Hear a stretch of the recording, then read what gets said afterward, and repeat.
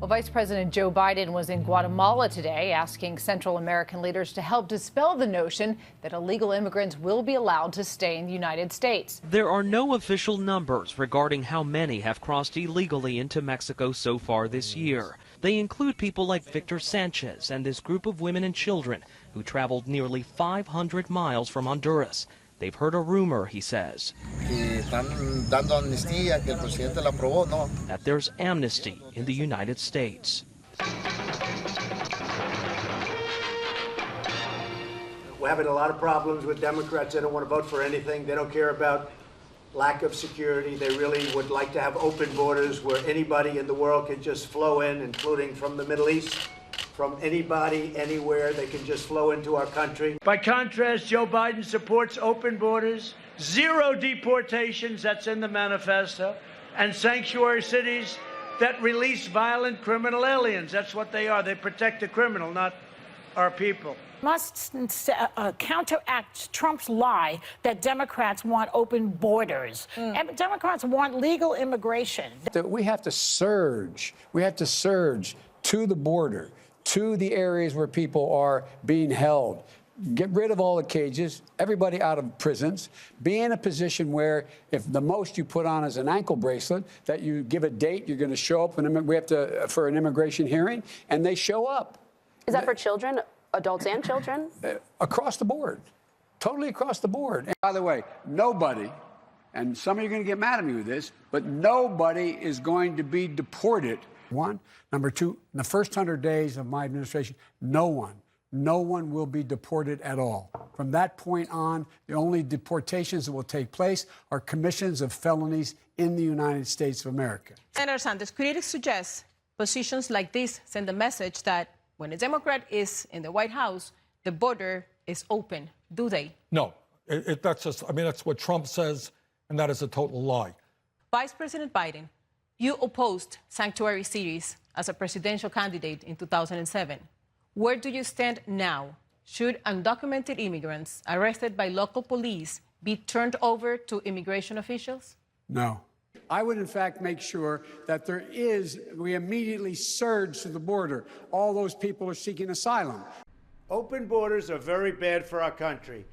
Crime comes in, drugs, human trafficking. We need a border wall. If we don't have a wall to stop them, nothing's going to stop them. This isn't about technology, and this isn't about politics.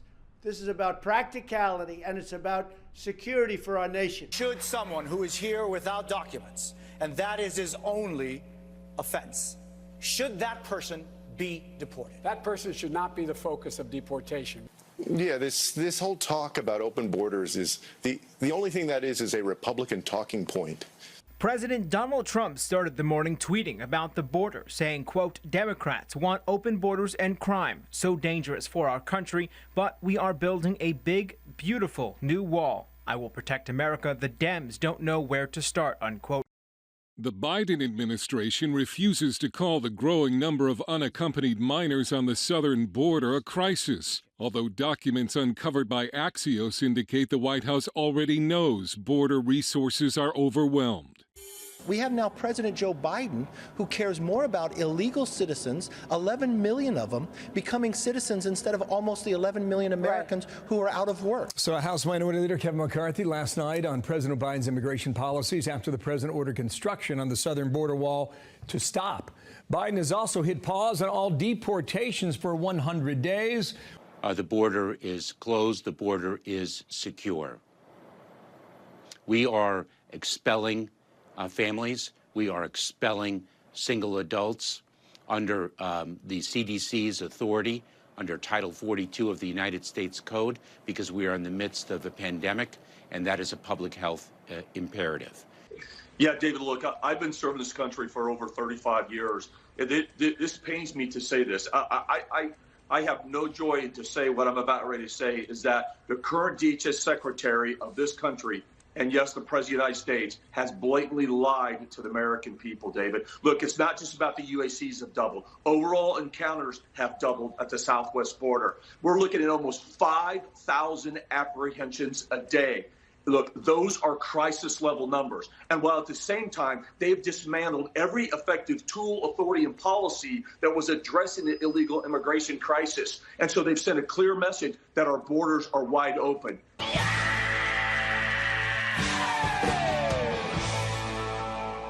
Mr. Gaetz.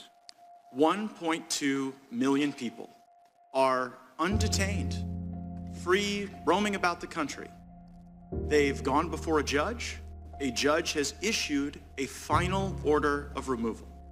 How many ICE agents do you need to deport them? Congressman, I think what we need is legislation to fix a broken immigration system. Because you don't need legislation to overcome a final order of removal, right? Look, I get it. You want comprehensive immigration reform and a big amnesty thing. Very unlikely that's going to happen. So we have to operate under the laws that exist now. So under the laws that exist now, a judge has told 1.2 million people that they have no right to be here. Do you plan to remove those 1.2 million people?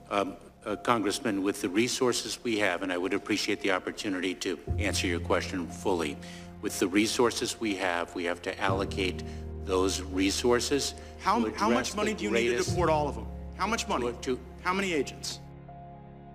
To deport the 1.2 million who a judge has said has no right to be here.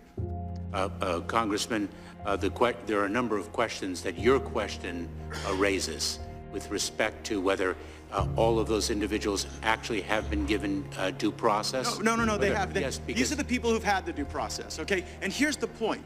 You have no plan to remove them. You don't know how many ICE agents it would take, and you don't know how much money it would take, because you actually don't want to remove them. That's why you issued the September 30th guidance that says, well, you know, if you haven't committed a crime and you just came to our country illegally, we're not going to remove you. Isn't that your position? No, it isn't, Congressman. Not at all. Well, then what is your plan to remove the 1.2 million? Let me, if I may, do you have one? Yes, we do. If I may, Congressman, as a former prosecutor, let me ask you a question. If one has a finite amount of resources and one has a finite number of hours, and one has a choice of removing 20 shoplifters or 3 fugitive armed bank robbers, how would you spend your time? Well, I know how you've spent yours. I know how you've spent yours by decreasing by 48% the number of criminals you arrest, by deporting 63% fewer convicted criminals. You have the lowest deportation rate in the history of the department, right? Your data that you cite is misleading. No, it's your data. This is actually what your own agency is reporting. So do you think that it just might be the case that one reason that we will encounter the highest number of illegal immigrations in our nation's history this month and next month, because everybody knows that even if they come here, even if they go through the removal procedures, even if a judge issues a final order, you still think there might be more due process, and you have no plan to remove them. And then when I ask you what the plan is, you say, oh, well, resources, I got to make finite decisions. I go back to my first question. How many ICE agents to remove the 1.2 million? Congressman, I'd be pleased to provide you with a resourcing data subsequent to this hearing, if I may. And I think it's telling that I think it's telling that you got plans for pronouns and you got plans for misinformation. But when it comes to the plan to remove the people that have had due process, you don't have one at all. Now, 800,000 people have encountered your CBP agents, and those folks have been released into the country. Like, some of those people are going to commit crimes, aren't they? Congressman, may I have a moment to answer your questions? Will some of the 800,000 commit crimes, yes or no? Undoubtedly. Undoubtedly. And so the Americans who are the victims of the crimes for the people that you release in the country are collateral damage that you are willing to accept in order to have our border function as a turnstile. You're willing to accept that collateral damage. Congressman, I couldn't disagree with you more. Let me give you, if I can, some data that will actually more than the data. How about this? Well, how did it feel to you when you went to the border and the Border Patrol agents turned their back on you? One Border Patrol agent turned his back on me, and I addressed that as the leader of the Department of Homeland Security. So if I can return to data, because I want to We make see sure the that you have accurate information. Everyone knows that you have more people coming in than ever, and you're removing fewer people than ever, and it's because you have no plan and because it's on purpose. See, I don't buy the theory that you don't know how to do this. I think you're actually a highly competent dude. But the reality is, your plan is to bring these people in and to send the message to the smugglers and the criminals that they will never have to leave. That's why your workforce turns their back on you. And you have tools that you could use to deport these people. You have facial recognition. You have flights going all over the country, dropping people off. And I think we ought to use the best tools in the country to find these folks, round them up like they were at the Capitol on January 6th, and deport every last one of them. I yield back. Gentleman yields back. Ms. Bass. Congressman, may I have a moment to answer No. a question? No, he didn't ask a question.